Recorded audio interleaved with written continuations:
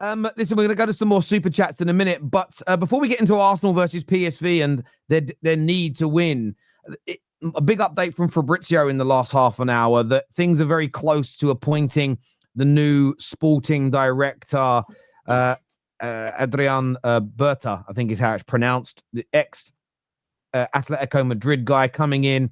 He's been pretty much at the helm through what has been a fantastic decade or so for Ati in terms of how they've operated, the trophies they've won.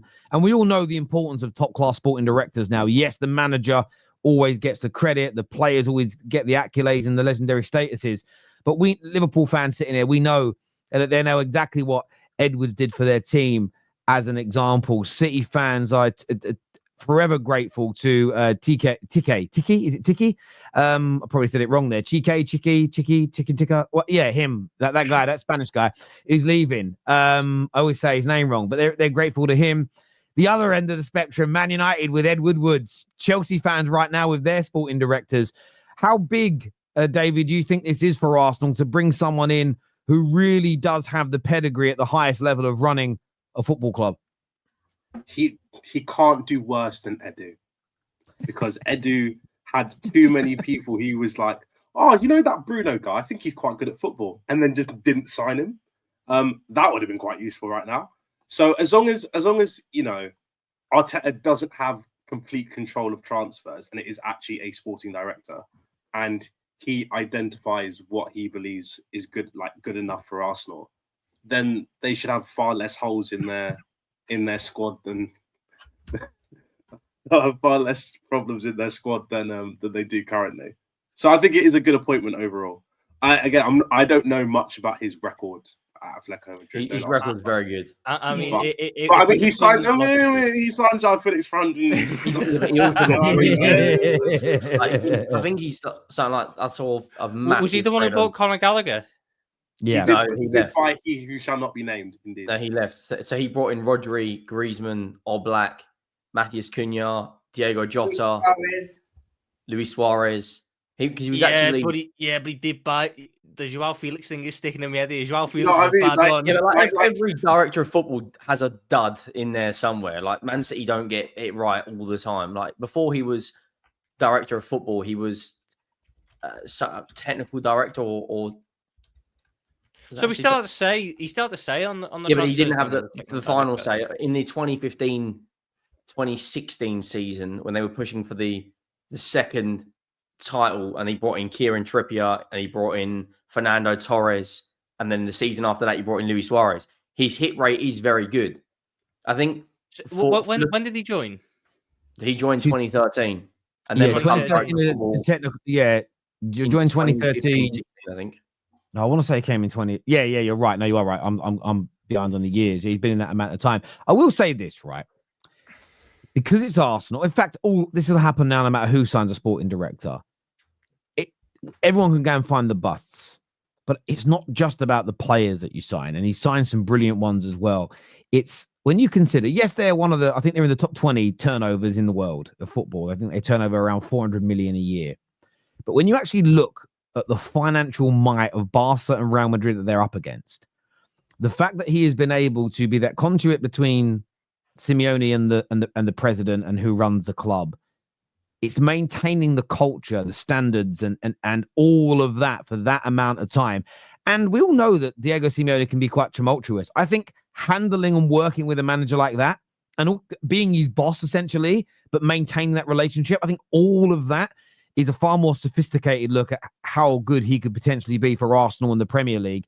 Yes, you can probably go and find 5 or 6 players subjectively that you didn't like, some that objectively you can say that didn't work. But by and large, what that club has achieved, considering who they've been up against in the last decade, I think has been phenomenal. And I bet if you were to ask Diego Simeone, and this is what I would say to all the standard FC out there, if you were to go up to Diego Simeone and ask him how important he's been to his successes, I guarantee you he puts a lot of it down to him and puts a lot of props his way. So yeah, I'm not going to lie, as a rival, I'm a little bit worried about this if I'm on it. I was hoping, on a Man United fan perspective, I was hoping for a friend of Mikel Arteta's to get this job. You as well, not only that, does this not tell everyone that Arteta maybe doesn't have as much control as people thought, because they're actually bringing in a top class technical director of football, whatever you want to call them.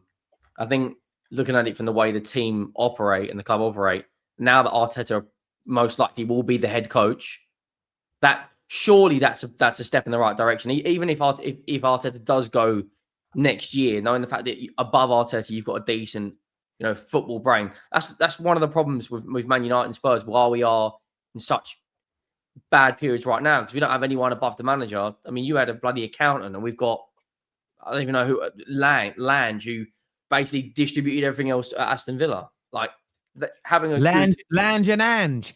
yeah, I mean, so having a top class director of football. I mean, look at City. I mean, that Steve Berkenstein, what he did at City and Barcelona, is part of the reason why Guardiola has had that much success.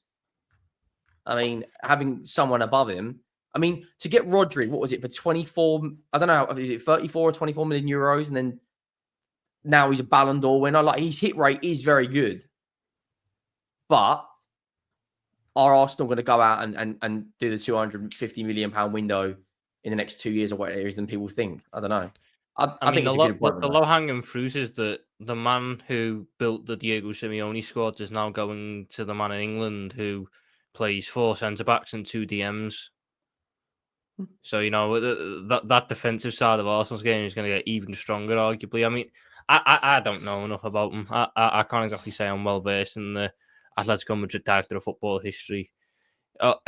He seems to have done some decent ones, but then you've got your Joao Felixes and your Thomas Lamar's, which stick out as, the big punts which haven't worked out. So you weigh it up like that. I think the big thing for Arsenal is he seems a strong personality, which is what they needed. They couldn't have a director of football who was a yes man to Arteta. They couldn't just become Arteta FC, where everyone is subservient to Arteta and does exactly what Arteta wants. But if you they can just handle get paid Simeone, though. That's what I'm saying. He seems like someone who's going to hold his own. I mean, the story I saw today was that when he went to go sign that Boubacar Kamara, who was at Villa when he was on a free, and he walked in and that Boubacar Kamara was like dressed in like some shorts and a vest. Didn't he walk back out? With a bunch of his mates, and he just went, "I'm not signing you," and walked out.